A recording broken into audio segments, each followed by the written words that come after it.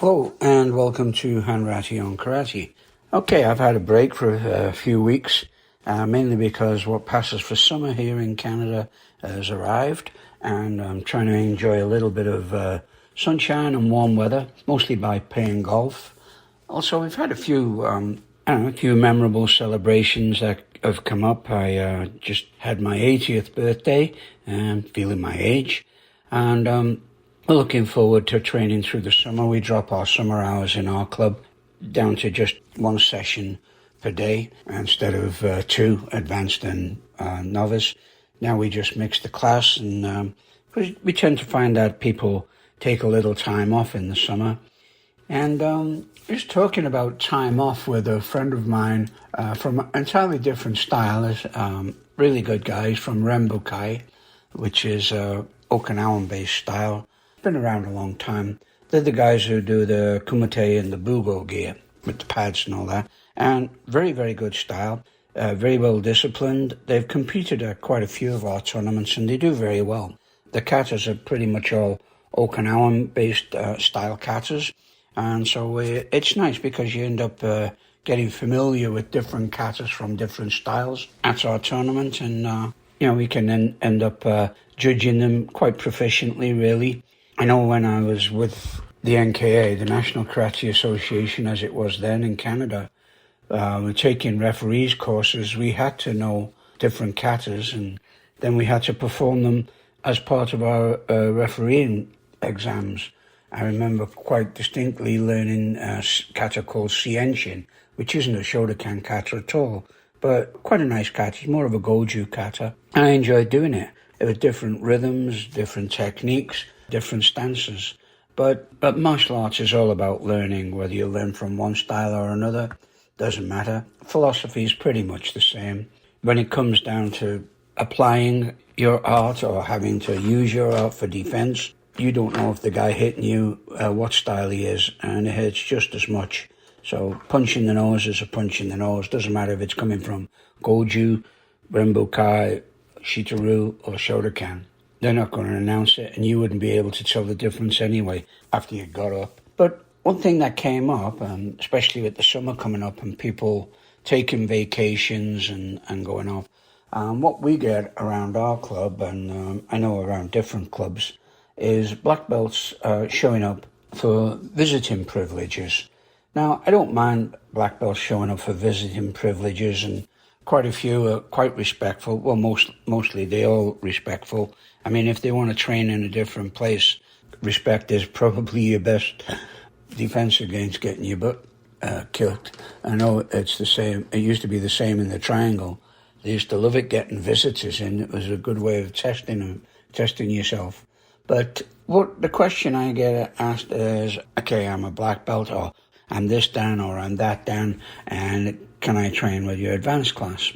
My answer is the same in my club, and I'm pretty sure through most of the clubs in our association, is we tell them, go stand where you think you fit in. If you're going to wear a black belt, you better look like the rest of the black belts, because if you don't, they're going to jump all over you. Now, we get others, and they have been black belts, and one lady recently from Iran told me she was a nidan in Iran, but she actually wore a white belt, which I found quite respectful. And she just went along to she did both classes, novice and advanced, the two classes that I take when I'm teaching anyway. I don't teach the kids. But she did both the classes. And it was different style. Her stances were a lot higher. The kumite was definitely WKF based, and probably either the dojo only taught kumite or only taught kata, which I find to be the case these days with a lot of sports-based dojos. They either teach you kata or they teach you kumite, and that's all you learn. You're separated at that. Kind of like they give you one road to travel, and that's the way it is.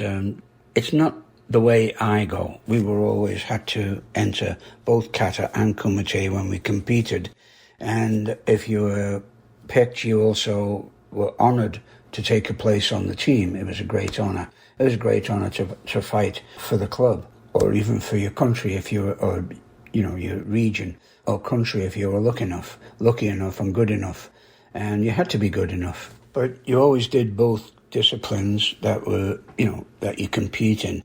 And I've noticed now, especially in some of the larger groups, JKA in particular, they're making the younger kids not really compete in kumite, but what they're doing is you're using a training system as a method of competition. So you get this one-step sparring, face, stomach, kick, jodan, chudan, maige, and really it's kind of pathetic, but it's just a training drill. And getting marked on your training, no, what you should be competing on is the result of your training, and not how you train. Like one-step kumite is just kind of ridiculous. It's like who does the best demonstration.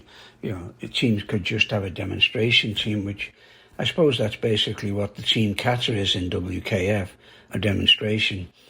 I don't seem to see those guys doing kumite, which basically should be the culmination of your training, your kion, your kata, and then your kumite is the culmination of what you've been training for. Anyway, to get back to the visiting black belts, the question also came up is, what did you do with somebody who hasn't trained for a few years? Now, different clubs have different criteria. They just let the person come back and wear whatever belt he wants. I know years ago I asked Sensei Nishiyama this question when I was doing an interview. That part never made it to the publication, but I did ask him what was the criteria for that. And of course he gave the old Funakoshi analogy, whereas if you take a pot that's boiling off the heat, it cools down. And then you have to put it back on the heat it back up until it gets to boiling, which should be, the analogy would be, if you're fit and in fighting form and then you stop, then you're no longer going to be as fit or as good in your fighting form and technique as you were when you were training.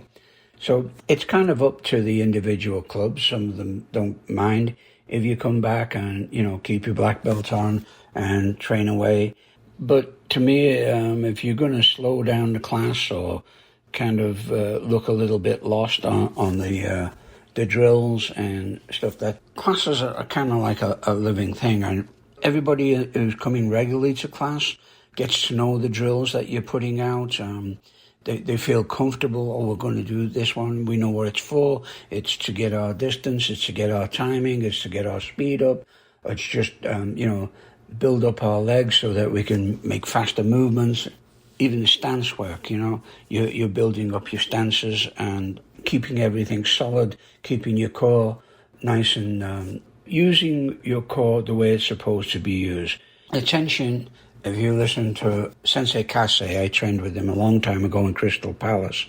His philosophy is the only tension you should have in your body when you're moving should be around your core or hara, and the rest should be nice and fluid and flowing.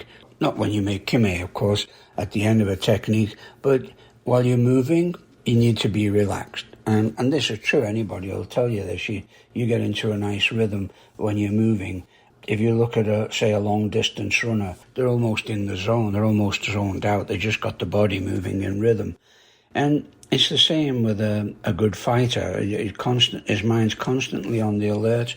And you get the two stages of being, if you like, when you're doing kumite. And one is, if you're moving fast, your mind should be slow and focused. And if you're stood still, almost like a waiting attack, then your mind should be brisk and bright and constantly thinking, where's the opening, what am I going to do? But relaxed, not tensed. You can't have your mind going fast and your body tensed or body going fast. You'll just go out the window. And of course, if you tense and stopped awaiting an attack and your mind slows down, well, you're asleep and you're going to get hit either way. So anyway, things to watch for. And this is common when people come back after a long time training. The first thing I find that goes is the timing, and then usually the cardio level or the fitness level. The distance always has to be a concern, and mostly a concern for the other people in your class. If your distance is gone and your control's gone, then you don't want these people coming in and, hitting everybody without, or doing your drills without the control that is required at that level. So it's kind of up to you. At the other end of the scale, though, you've got a lot of associations now, and they just won't accept anybody else's criteria for whatever belt they are. ISKF is one. They don't want to compete outside their own group. They don't want to compete outside their own association, and they won't accept anybody's grades from their own associations. And it's the same with the JKA now. They will not accept grades unless they're a JKA grade. Now, my first four grades, my first 4 grades were with the JKA. So I'm not really bothered. I mean, if they say, oh, well, you're only a 4th dan as far as we're concerned, fair enough, I'm not bothered. At my age, it doesn't matter anyway. I can't move as well as a 4th dan. Certainly don't have the cardio anymore. But then again, how many of them are going to make it to 80? So, fair's fair. It's up to you, and I say it's up to your association. But if you're going to visit an association, I would suggest contacting them first. So many people just show up at the door and ask, can they train? Maybe contact them first and find out what their criteria is for visiting black belts. Or if you've had a layoff, you think you might know what the instructor's criteria is for allowing you back after you've been away, just contact them and find out. I say I spoke to Nishiyama years ago, and his opinion was, if you have not trained in over 6 or 7 months, then drop down a couple of grades from where you were. If you haven't trained in more than 2 years, start again. This is for your own benefit as well as everybody else's. So this was Nishiyama's philosophy on how you should maintain your training. Now, there's been times in my life where I've had injuries, operations, joints replaced, where I've been off for maybe a couple of months at the most. But for the last, 50-odd years, I've trained pretty regularly, sometimes overtrained. I was doing twice a day, every day of the week at one point, just trying to be as good as some people who were very naturally gifted. Of course, I wasn't, but I could try. And it's really nice when you look back on your life, and I'm looking back on mine right now. At my age, my future's pretty much behind me. But looking back, I can take a certain amount of pride in knowing that I reached my peak in fitness according to my body. Now, everybody's peak's different, so don't be upset if you can't run as fast as the next guy. Someone's got to win a race and someone's got to lose a race. If nobody lost, there wouldn't be any winners, right? And if everybody won, what would that be? Just boring. So we can't all be these fantastic guys like Frank Brennan and Kagawa and Sensei Hanratty, Shane Dorfman. We can't all be at that top physical level where they have a natural innate ability that's there in their genes.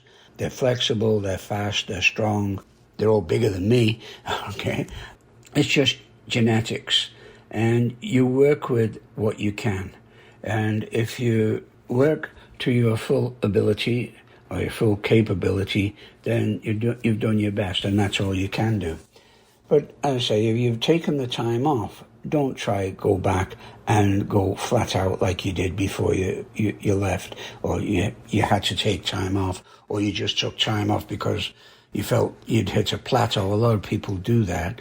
They feel like they've hit a plateau, they're not going any further, so I might as well pack it in. And then they realize that was the wrong thing to do.